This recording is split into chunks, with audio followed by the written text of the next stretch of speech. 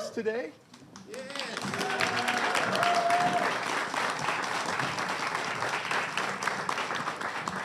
Let me get situated here. Are these microphones turned on? Are we good to go? They're on. All right. All right, ladies and gentlemen, thank you so much for coming out and being a part of our event. This is an amazing thing to get to pick the brains of these gentlemen for the next hour. My name is Mark Brickey, aka Hey Brickey over on YouTube. The reason why I'm sitting here is I actively work in the world of art and design. I am the host for DesignerCon in Southern California every year. I have a podcast where I've interviewed over 1,000 different creatives. So I love talking shop with fellow creatives, and I'm honored to be here with these three gentlemen today. I have Ron Carman with me. Ron? Now these guys have all done a lot of things, right? So I'm going to simplify their titles down, and then they'll just continuously correct me because like, well, actually I only did that from 76 to 78, and then I got put on this project. But in today's terms, Ron would be known as a project manager. And Ron, I was once at one of the D23 events, and I was filming a model that they had of one of the new attractions. And I'm filming every detail of it. And the Imagineer next to it, she goes, I didn't really work on it. I was just the project manager. And I told her, I'm like, don't ever apologize for being a project manager, because people like you make sure the rest of us get the job done. So just give us a quick example of like one of those times when you're just like, how am I going to pull this together? Well, actually, for this project, I had just moved out of the engineering department into planning and scheduling. This was my very first project schedule I had ever put together, was for the Space Mountain, GE Theater, and the Wedway People Mover. Wow, just going ahead and start on that right out of the gate. No big deal. On the job experience, right? Because a big part of when you talk to these gentlemen, you'll realize, like, we look back at the Disney story as this cute little easy to tell story. These guys lived it. It's complex, it's constantly changing. Like, all of these folks had to be very, very adaptive. For example, Brock in the middle, later on in life, would end up doing a lot of set design. But where does your adventure start, Brock? Well, I just graduated out of college and had an architectural degree. And I was hired at WED Enterprises at the time, we know it as Walt Disney Imagineering now, as a architectural draftsman, and was a few weeks into being there and just working on some details, assigned to work with George McGinnis on working out some issues and problems and details going on with the sets he was trying to design, and for the load-unload area, the two levels of the Space Mountain in Florida, where you load on the top floor and you come in on the lower floor, and to make that work because there were some problems that were occurring. So that's where I started with that, and eventually, as you said, moved up in the company into different areas and did all kinds of different jobs, but all still related to creating attractions for the parks. And then on the far right, we have the guy who everybody wants to sit next to in the bar, because if you catch the attention of Dave English, he will tell you some stories, and he'll spin a story with you. Dave, I'm going to reduce down to an electrical engineer, but like these guys, he's had his hands in all kinds of projects, right, Dave? Yes. That's the shortest answer I've heard from him all weekend. From the very beginning, when I started at MAPO, Yeah. and George McGinnis, this was in 1967. So prior to the planning of the park for Florida, and at that point in time, we were working on installing General Electric back at Disneyland. And General Electric had come from the World's Fair. Yep.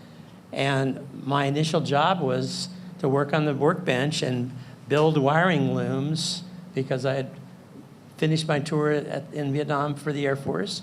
I came back and I had this job, dream job, as a 23-year-old guy, to the youngest guy at MAPO. Everybody called Junior.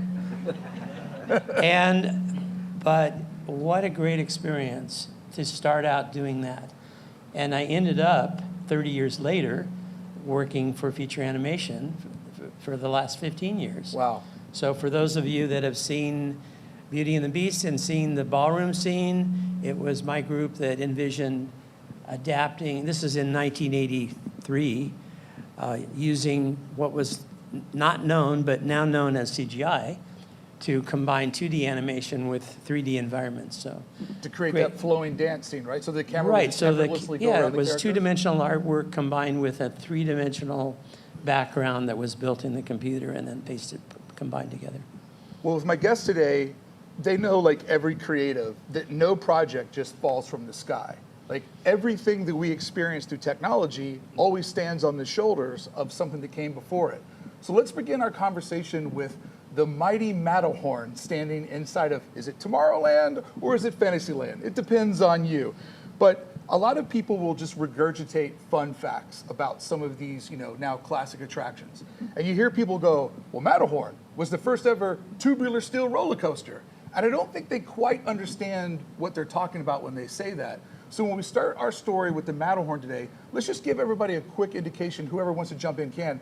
What was the importance of that invention of tubular steel to make all the future roller coasters happen? Well, the design of a tubular rail system encompasses what's called a bogie on the vehicle. A bogie is a wheel system in which you have a pair of wheels that sit on top of the track, on the side of the track, and below the track. It encapsulates so it is impossible for the vehicle to leave the rail. I'm sure many of you have heard stories about Coney Island, where the roller coaster came flying off the track and flew into the ocean. With our ride system using a tubular rail, it was impossible for that to occur. So Matterhorn shows up in everybody's life in 1959 as Walt's first big expansion to the northeast corner of his park. Space Mountain is supposed to show up in 1971. Well, we're here celebrating the 30th anniversary, so you do the math. We didn't hit our target date. But I'm sure, Dave, you guys went back to the Matterhorn and really kind of studied Disney's first mountain, Disney's first roller coaster, to figure out what you could do for Space Mountain. That's true. I think certainly in 1959, when the Matterhorn was built, the company it wasn't the Disney company that built it. I mean, it was designed then, and 59 was before I started there.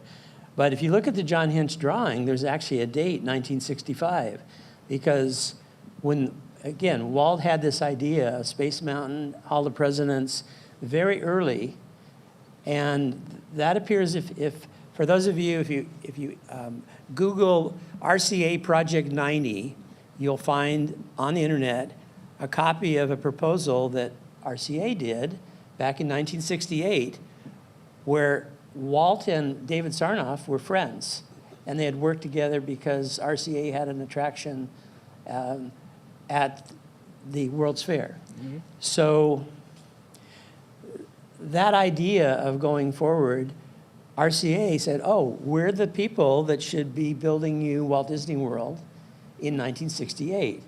And pieces of that ended up at Walt Disney World, like the trash evac system.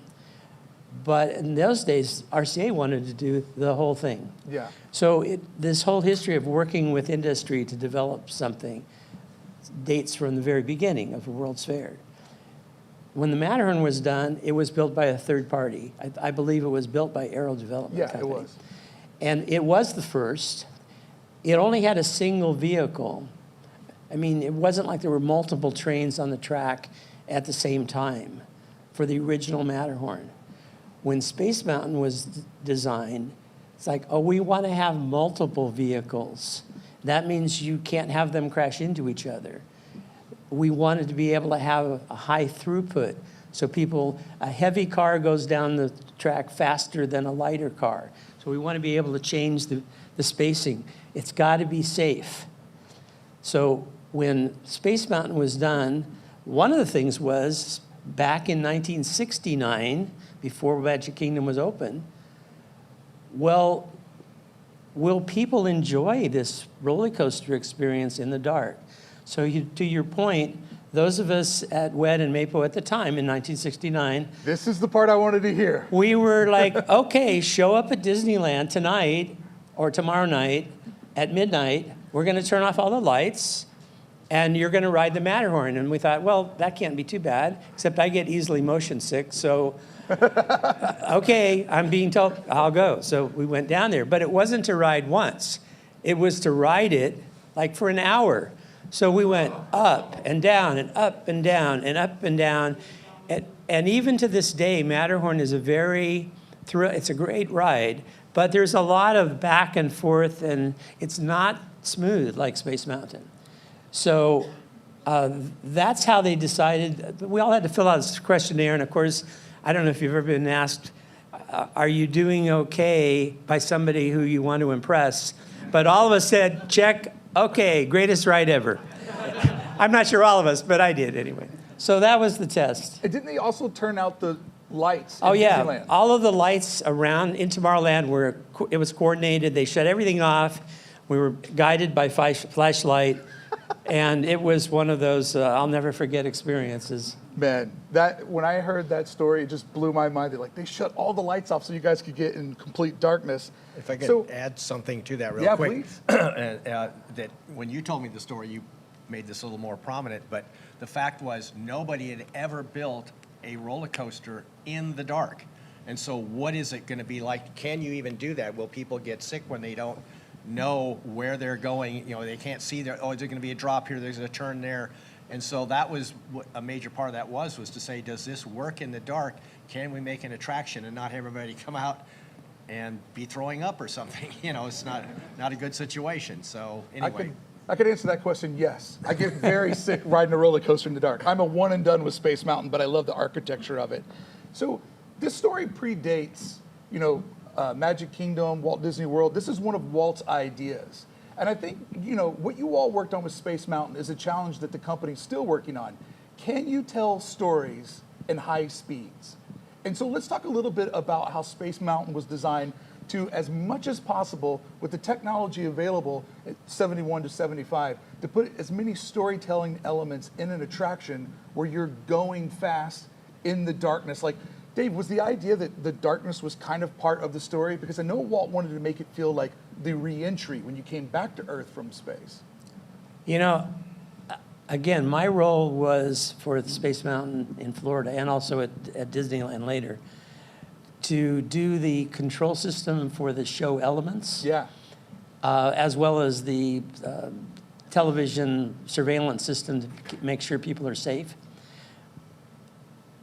I think the guys, the George McGinnises of this world, my job was George would come over with a foam core drawing and say, okay, here's the module that's hanging in the dispatch bay, and these lights need to turn on, and these colors, and do whatever you have to do to make that happen. So yeah. That's what we did. But the folks in the show part, again, we're the engineers doing the behind-the-scenes stuff. They clearly figured it out. Yeah. And I think it was this iterative thing. You're going to hear later from Jim Mulder. And there's this amazing group of artists that figure out these effects and how things should look, how the building should look, and how the ride and our show elements should be. And our job was to build this so it can run 7 days a week, not 24 hours a day, 18 hours a day, 7 days a week, year after year, and not break. And if it breaks, make sure that you have monitors so that you make sure those lights are fixed. Back in the day before light-emitting diodes, LEDs, we had incandescent bulbs that would break. And so most of the pieces of critical show equipment have backup systems that automatically change the lamps, that send a command signal back to their central control area to make sure that it gets attention that night. So, if I may. Yeah, please. As you know, Disney is all about creating a total environment so that you get the full experience. Being here on Earth and having sunshine, we have daylight. It's not the same as once you leave the Earth's atmosphere. Now you're in darkness in a different way, a different atmosphere than being on the planet Earth. So that was the concept. You're now leaving planet Earth, moving into outer space, where the only things you see are the stars and the suns. So that was the concept of why the total darkness. And I love your answer, though, of how you had to work to get all of the lighting packages just perfect so that when people go by, they don't even think about it, but subconsciously, those little glimmers of light is creating that chaos that must be the inertia that one feels when they fall from the heavens back to earth. Every creative knows that when you work on a project, it doesn't go the way that you think it's going to go, right? Creative problem solving is what we all sign up for, and it's what honestly makes our jobs very exciting because no 2 days are the same, no two projects are the same. I'd like for each one of you right now, I'm just going to go down the line, we'll start with you, Don. What was one of your biggest project challenges with Space Mountain at Magic Kingdom? We had many. What's your greatest Okay. hit? To start off with, the actual construction of this facility was unique. It is a concrete structure. In the center portion, there's what is called a compression ring, and that is a mass of concrete. That was all done in one pour. If I remember correctly, there were 162 cement trucks all in line to make one continuous pour for that compression ring. And what happened was one team decided to bet the other team a case of beer, who could get done first. The team that won became obvious how they won when we peeled back the forms. There were massive voids, concrete voids, that were left over. That's why we had, the engineers were scratching their heads. There were, I think, 5 or 6 concrete trucks that were left over, and they're going, I thought we calculated this right.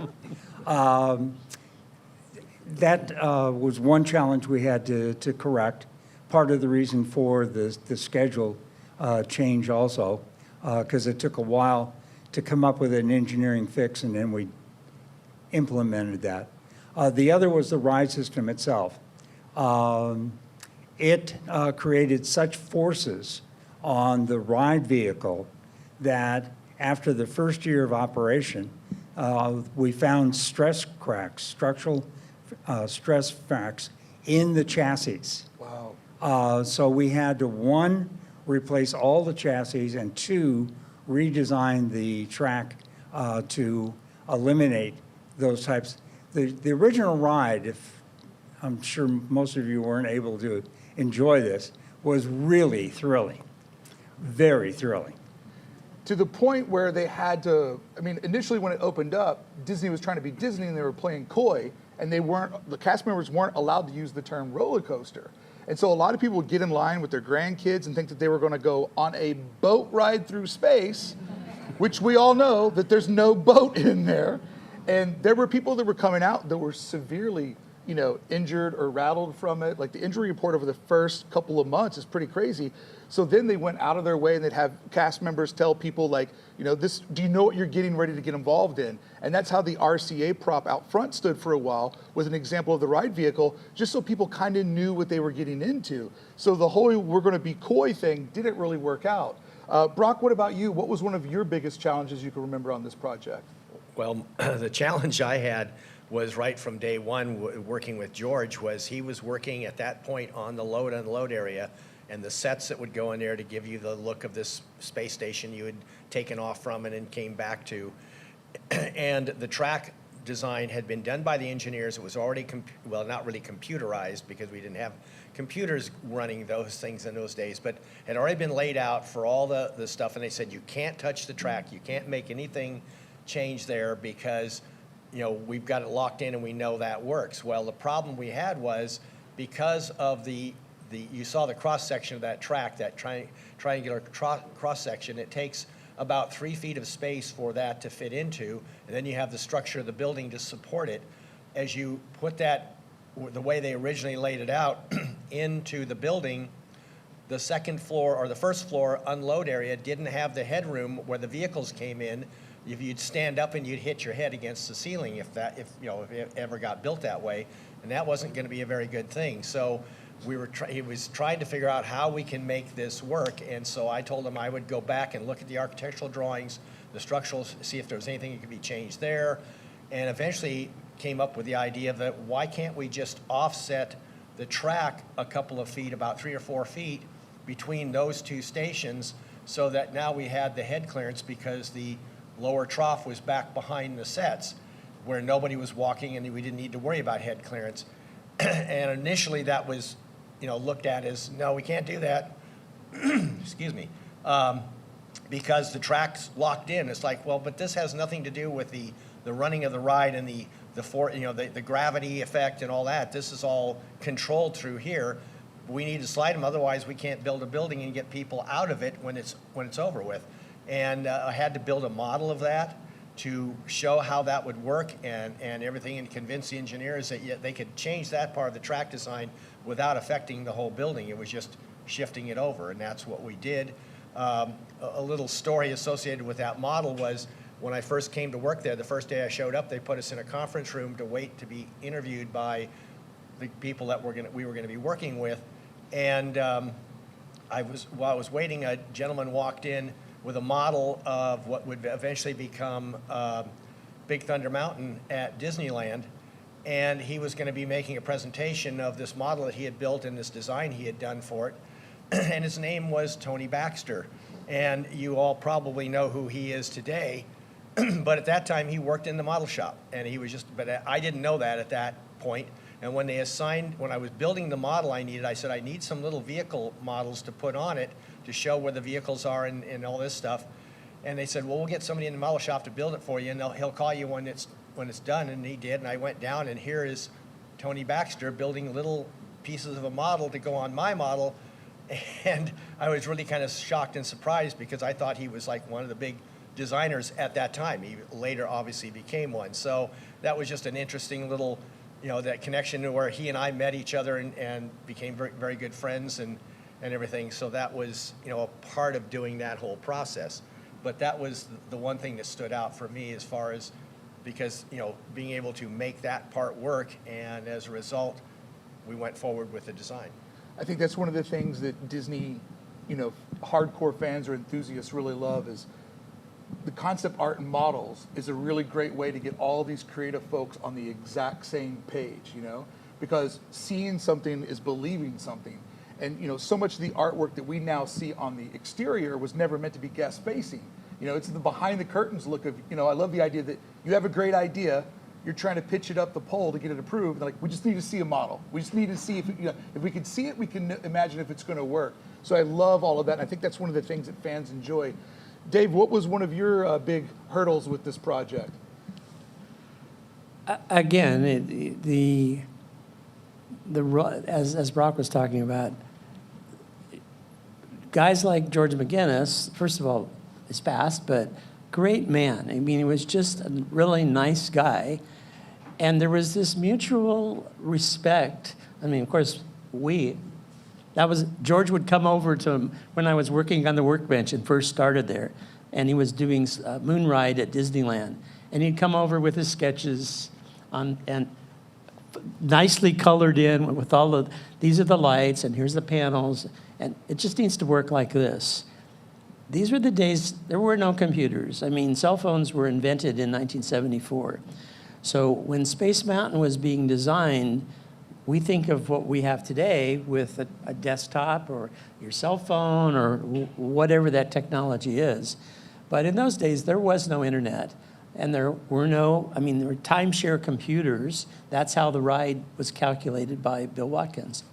One of the stories, the ride system, again, rewind back to 1974 when the Space Mountain was being, we were doing the nitty-gritty.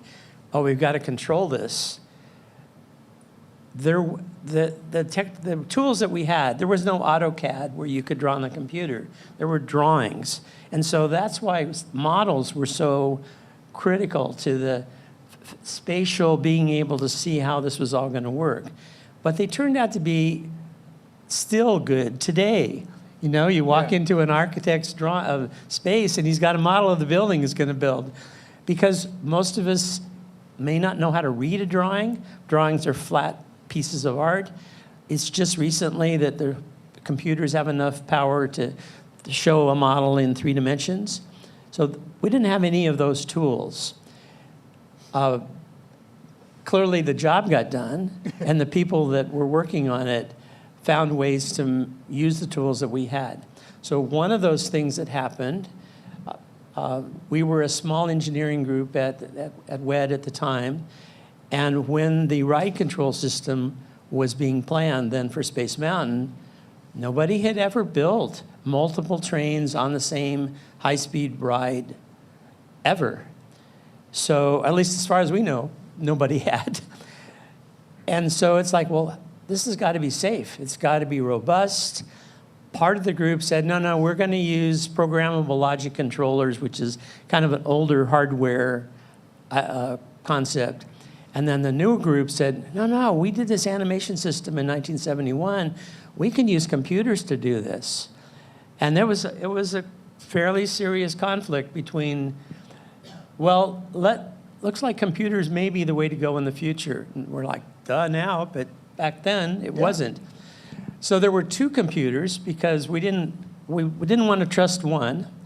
And then we also had the programmable logic controller. So there was 3 machines of different architecture running at the same time, monitoring where the ride vehicles were. The track is pressurized, so if you get any cracks in the spline or any of the problems in the track, if there are any problems in the track, that shuts the ride down. If the vehicles intrude in the space ahead of them, it's a block system. So if I'm in a vehicle and the vehicle ahead has not left its space, then the ride shuts down so that this vehicle can't intrude into the other. The fact that they're running at different speeds based on the weight of the vehicle, I mean, it's a complicated problem, but there's no margin for error. If there is a problem, the ride shuts down. So it was built, it was tested, and it became the example of all future rides. And Space Mountain was really the first ride that there was a ride control group at the Walt Disney Imagineering. And Willis Allen did that one. He went on to do the one Space Mountain at Disneyland, the Space Mountain for Tokyo Disneyland. Let's break down the pressurized track real quick. Tell me if I'm right, if I've guessed this. There is air being pumped through it that has to stay at a certain pressure. So obviously a crack would make the pressure go off. So then instantly the ride shuts down. Does it also indicate where the crack's at, or do they have to go down the whole line? You know, I don't know that. I wasn't responsible for the ride control system. Back in those days, I think if there was a crack in the ride, it shut it down and somebody would go try to find it. Or it might have been broken down by area, by zone. Yeah. So you didn't have the whole track. Because I'm thinking if you have to do the whole track like you do when you had a flat on your bike and you have to do soapy water I'm down sure the they whole had thing. sensors by section. And I'm not sure if it was nitrogen that they were using. Yeah, I think it was nitrogen, not as air. opposed to. That's wild. That is wild. So when I'm hearing this, though, Dave, and knowing a lot about how creative projects work, we're using computers for the first time. We're building a roller coaster. This is a lot of different departments that are working together. So I'm sure when you're on the job site, you had to kind of double check, like, somebody just told me to do this one thing, but I'm supposed to be doing this other thing. Like, did it get confusing with that many departments working on something that had never been done before? I won't say confusing, but you know, today with email and texts and all this other stuff, those are the days where you did stuff in person. You did it in writing. You would, I mean, by 1975, when it was opened in 75, but in 74 when we were working, the two-way radio system at the Magic Kingdom was working, and we'd have radios. And so if you found a problem, you could get a hold of somebody. But then you didn't do it on the radio. I mean, you went over and met and said, look at this. There was no Zoom. All of this that we have now it's great, and it has its place. But there's something in magic that happens when I sit next to Brock and I can look him right in the eye and I can see if he's smiling. I mean, I can really see if he's smiling or perspiring or whatever, right? You have this really good communication. And when you're talking about about safety on a ride, or maybe it's like, this spec just isn't working, then we just did it in person. And things are written down. Thankfully, now we have lots of copies of some of that stuff that was written back in those days. But yeah, and Psychos buy them for auction for lots and lots of money. yes. Don, I saw you shaking your head no on that one. I need to hear this. No, I wasn't shaking, no. One of the key factors was the amount of staffing. The total staffing for both MAPO and WED back then during this project was between 250 and 300 people. It's a lot of people. No, it's No, not a lot it's of not. people. Sorry, I was wrong. That's not a lot of people, Don. When we moved into Epcot and Tokyo Disneyland, staffing grew to over 2,000. So when you have staffing of 300 people, each department is not a big department, and it's easy for the communication. We also worked in 2 facilities that were side by side. We lunched together. We had a common cafeteria. Socialized. We were family back in those days. Yeah. So communication was much simpler. The goals were easily communicated as to where we wanted to be. And it was through that that errors in, oh, you didn't tell me that, or what happened over here. All of that was not a situation. We had situations with, we talked about the age of computers. The ride engineers would actually have to go off campus to a big computer facility to run the program for the track design. And I don't know how many people have ever heard of a do loop, but back in the days of early computers, we had something called a do loop, which was the computer would go in a circle because you didn't continue the progressive completion of the task. And we had an engineer that had to pick up punch cards. We had these cards that would run the program. Wow. His whole car was filled with boxes of these punch cards because he had 2 do loops in his program. And the computer ran all night long punching out cards. I'm just always so amazed at, you have 300 people, which is a very small team.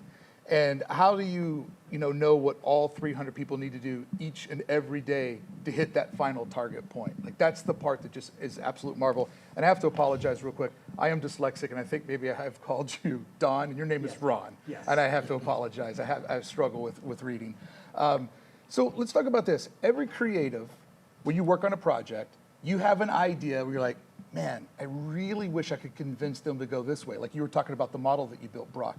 Does anybody here have like an idea that they shot up the ladder on Space Mountain that you couldn't convince the team that was the right way to go? Like one that you're like, man, if they just would have listened to me on this one little detail, I think things would be a little bit better. I think you're so busy doing what you have to do to get it done that, well, you're busy doing that. But that the environment was such that you could say, it wasn't like you would get beat up if you said, too bad it's not like this. And often the respect was there between the different crafts that they would say, wow, we never thought about that. That's a great idea. And we were encouraged to do that. So it was collaborative. It was, absolutely. Wow, that's really cool. And going back to the tools available, in 1971, when the theme park was built, computers were at the state where you had to, in the case of my discipline, you're getting these wires connected, and they were on cables, and the cables had to be prefabricated. So for Walt Disney World, maybe 10,000, 15,000 cables that had 25 pairs, 50 wires in each one, and you had to specify where those wires would all go. Well, we didn't have large copy machines. I mean, we didn't have a desktop computer. So typically, the technique is to write a line left to right that says, start here, connect to this, connect to this. And that's called a runs list, and that's how they build the actual rack of equipment. So how are we going to do this? And we had a student, summer hire from Harvey Mudd University. And he said, well, we have a blueprint machine. Why don't we just take 11 by 17 piece of paper, and we'll draw a grid on that, like gridded paper, pre-printed paper, and we'll write the line across that, and we'll send that to the punch card guys, and they'll punch it, and then they'll run this machine, they'll put it on a machine, it might take a day or two for the computer to actually digest the information, but it'll be able to print it out, so when you want to look up, say, the Haunted Mansion, set to character number F1, the arm raise, how does those wires, where do those wires go? So you got back a book printed that you could look up Haunted Mansion, because we had 9 different shows at the opening of Florida. You could look up the attraction, you could look up the figure, you could look up the function, and you could see how it was supposed to be wired. And there was a block diagram that allowed you to figure out which cabinet. We only had 12 people in the show engineering group, and that's the chief engineer, an audio guy, a controls guy, a drafting staff. Maybe it was 15 people, but a small group. And then when the park was built, 4 or 5 of us came to Florida, and there was a really small group left behind. Yeah. But the communication happened, to your point, that it was a different time, different tools. The tools were pushed to the max. New ones were developed. And the result, it worked. And Yeah. pretty amazing to be part of that. To think about the time period that you guys did this in, I once interviewed an engineer for NASA, and he just explained to me, with today's technology, they can AutoCAD a tool that they need, they can go over to a 3D printer, they can print that piece, they can print the tool they need to install the piece. Like, they can literally just dream it up, and then it's right there in their hands. I love that you all had to do, design within restraint, lots of problem solving, taking the technology you had available, like, how do we do the impossible with what's currently possible? I think that's the magic trick that made so many of us fall in love with this. Go ahead. Yeah, one other thing, and Brock touched upon this. All the people that had, I'll call them white-collar jobs, whether or not they're an architect or an engineer. Do you see yourself as a white-collar or blue-collar worker? Well, that's the point, is they would leave their offices and go downstairs or go to the field and work side by side with whoever was creating their product off of the drawings, so that they could be there instantly and say, no, it's this color tone. Let me show you how to do that effect. Let me show you how to wire it up, what I meant by this. So it was a collaborative effort between the white and blue collar worker in getting all of these projects done. So the answer would be baby blue collar? Is that what we get? But I think that's kind of the management principles of the man himself, Walt Disney, where, he didn't want elaborate backstage areas for cast members. He wanted them to be on stage as much as possible. He wanted to be them out there seeing it all. And I think that collaborative effort of WED from its origins, of, a bunch of creative people making it up as they're going along, that's inspiring to know that there was a hands-on, and probably the people that were stuck at the white-collar area wanted to go down there and get their hands dirty and see it get built, see it all come together. Because these projects that you guys were a part of, these are projects of passion, right? Like, you're in the trenches for years dreaming of that ribbon cutting and thinking about people are going to get to ride this, they're going to get to experience this. I don't want to be the one that lets anybody down. So you guys really went on the ride to make the ride for everybody else. When you go to the theme parks today and you see this thing that you built, what's the sense of pride that you guys have for knowing that you were a small part of Space Mountain? Is a part of pop culture. You hear it get referenced in TV shows, in movies. Like, it's a quick reference point when you're writing a script to be like, oh, what do you know? She drives like you're on Space Mountain. And then everybody at home goes, she must be a bad driver. So like, what does it feel like to be a part of something that is so iconic? Well, you have to stay on the track if you're in Space Mountain. Drivers today, certainly in Los Angeles, it's trying to figure out what the other driver is going to do. That's probably the most challenge. But I just wanted to say, I think it started with Walt, and I know that sounds corny, but I had a chance to meet him in 1964, Wow. before I went into the Air Force. And when I joined the company, It was very much, oh, we don't use, Mr. This, and it's Dave, or it's Fred, or it's Bob. And that culture, for many years, survived Walt's passing in December of 1966. So I was at WED until 1978 when I went to work at the studio. But for the time that I was there, it was very much this collaborative. I mean, when I started working, I had the model maker that was working on the GE City of the Future. He's probably spent 2 weeks building the little canopy for the parachute ride. And I'm doing electrical wiring, and on the other side of the shop was the machine shop. It was a small, Maple was like 150 people or something like that, doing everything, building the figures and all. It was like all of the crafts are mixed together. We all had lunch together. If there was a problem, it got sorted out. Imagineering was across the parking lot, and we'd go over there to actually install the figures and that kind of stuff. So it started that way, and at least at Magic Kingdom and even at Epcot, if there was a problem, and even if it wasn't your problem, you were there, how can I help with this? And the fact that you were a studio employee or an Imagineering employee was blurred. It was definitely not siloed. It was like, we're here, we got to get this done, and the people, it needs to open. But Dave, as we get older, it's hard not to think about legacy. Did I leave the world a better place than when I came here? And you can't drive past, in particular, Magic Kingdom and not see Space Mountain sitting there on the corner being like, hey, want to go to Magic Kingdom today? I'm sitting here waiting for you. And I'm a Disneylander, so I call this one the big girl, because she's just sitting right there on the corner, always flirting with me. And like, you were a part of that. I mean, Walt dreamt it up. John Hinch would take over sort of the reins on it. But like, how does it feel for each of you guys to know that you are a part of that mountain? Well, I think all of us feel the same way, that it was, it was a job to do it. It was what we were paid to do. But at the same time, when it got completed and it was a success, and you saw how much people enjoyed it, it made you feel like, okay, I've accomplished something here that's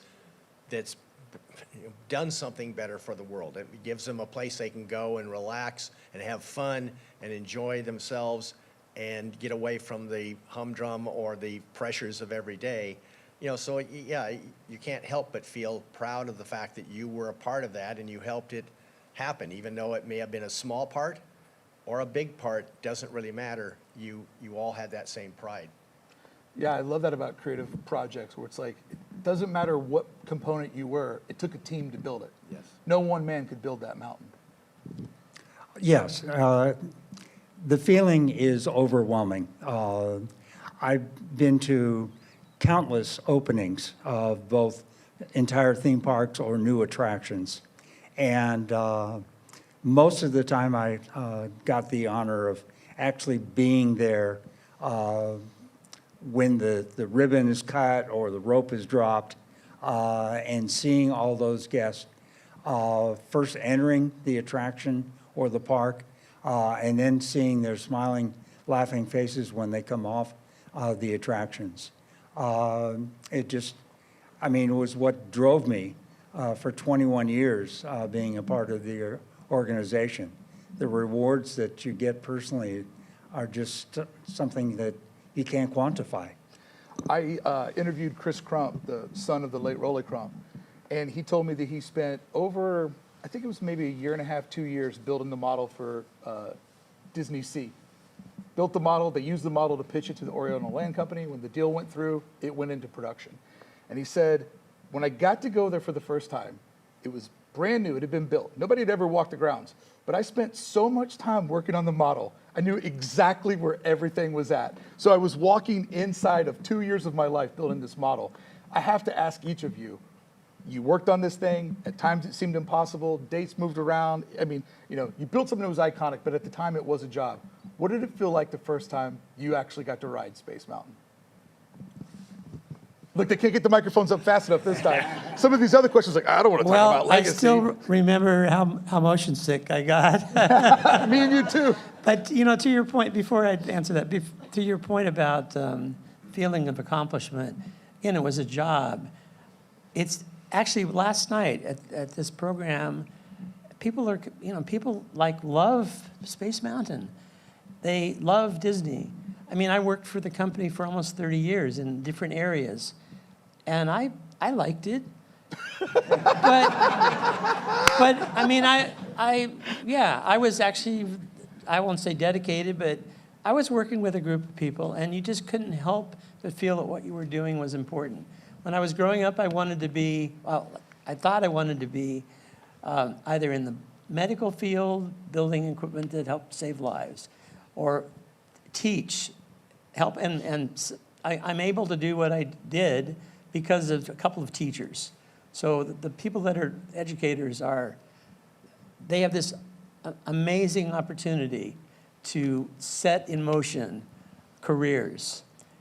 And I wanted to do something maybe in entertainment. I wanted it to be electronics. Not in those days, it was the Warriors, so I didn't want to build equipment that, the bombs and that kind of stuff. And so I happened by sheer timing, get the opportunity to go work for Disney. And I didn't think much about it. It's only lately that my children love it. My grandkids love going to the parks. Being there with them, seeing an attraction open is a great thrill, because it's like, wow, they like this. I love them, and they like this.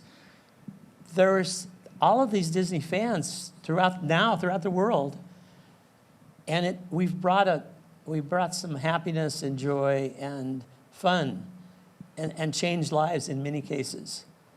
Even the profits from this are going to help children that need that extra joy in their life. So what a gift to be able to live a life and have a job that leaves that as a legacy, whatever little tiny part I played. Well, I think what a great gift. I think what you're tapping into, Dave, is that the world has become very fast-paced. It's become kind of dark in many aspects. And kind of the golden renaissance of the theme parks right now is people need escapism more than ever. And you three gentlemen help create escapism, where it's a transformation of, I'm not really going to space, but for the next minute and a half, sure in hell going to feel like it, And I think that's really what is resonating to people. And I think also we look back at your careers, and you were making it up as you were going along, but it seems like a simpler time. And it's easy to romanticize that because the world that people live in now seems so crazy. And for you, it's amazing that, your grandkids can be like, Pop built Space Mountain. I love that. Well, as a matter of fact, the bio that I put together for this, yeah. I shared it with my family. One of my daughters said, "Oh, Dad, do you know anything about this? Oh, let me send you this thing." I said, "Wow, I never knew you did all those things." Well, later on, that daughter lives in Pacific Palisades, lost everything on a moment's notice, and she was reeling from it. And one of her daughter's friends bought her a ticket to Disneyland. And so 3 days after the fire, she went to Disneyland and escaped the feelings of, oh my gosh, I've lost literally not just the house, but all of her memory. I mean, they just barely got out with their life. Yeah. And so what a great gift to know that I was part of that. Yeah. And for the people, these children that are seriously ill, what a great gift that we can do by virtue of this program. But that the theme parks in general, maybe even some of the movies that we've worked on, provide this way of escaping to a happier and more joyful place.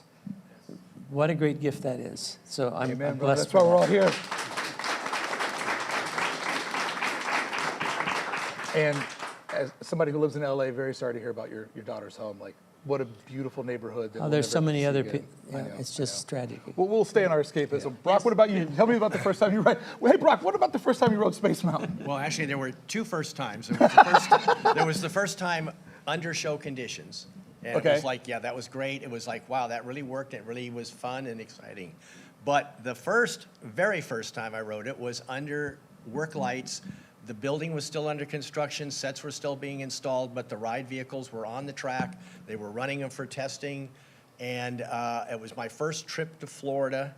It came as part of learning what the Florida park was like. I was very familiar with Disneyland, but now that I was going to be working on attractions here, I needed to understand more. So a group of us were sent down, and we got to ride. We went into Space Mountain because I had worked on it, and we got to get in the vehicle and ride it. And they had a little game they like to play for first timers under work lights, where they would put you always in the second or third seat, and the people in the first or second seat ahead of you, there was a certain point in the ride, about 2/3 to 3/4 of the way through, where you do this quick little drop off and then you come back up again. But as you're heading to it, you're just, you're looking around, you're seeing the structure that's supporting this whole thing. And all of a sudden, the guys in the front seats would drop down, they just drop themselves down. So you're looking straight ahead. And because of the nose of the ship and them in their places, you can't see where the track's actually going to go. All you can see is this giant steel beam coming straight at your face. And Trust the process. Your life runs, through you very quickly. You review your life very fast, and then suddenly you drop down and it's gone. But there was a little game they like to play. So everybody that went through it the first time got that treatment. After the first guys had figured that out. They did that to you too, right? Yes. What about you, Ron? My first ride was thrilling. The original ride actually created 0 G's.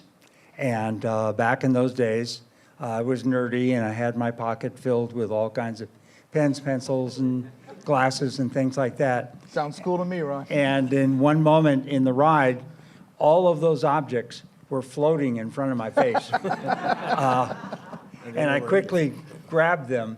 And then that was also in work-like conditions, so you could see the structure. And yes, there's a thrill not knowing in the darkness, but there's a thrill also seeing steel beams that appear to be pretty close. Yeah. So both experiences were wonderful experiences for me. And I immediately was also on the Disneyland ride when it was under test and adjust also, and got to experience the differences in the two ride systems. Yeah, it's interesting, the differences between the two. Obviously, with Disneyland, you had a much smaller footprint to fit it all in there. But, just what an iconic attraction, what a big part of the overall Disney park story, Without the work that you guys did with Space Mountain, would all the other mountains have been able to show up and do what they would? And thanks a lot for explaining a lot how the computer systems work. Like, technology-wise, this was a massive step forward in the park's abilities. Because once you guys completed this, it was like, now it feels like it's possible to do a lot more. So this was sort of the transitional project 50 years ago that got everything where it was at.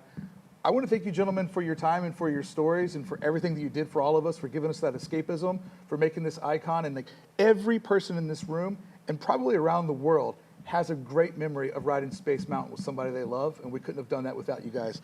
Let's make some noise for my guests. Thank you. Thank you very much. Thank you very much.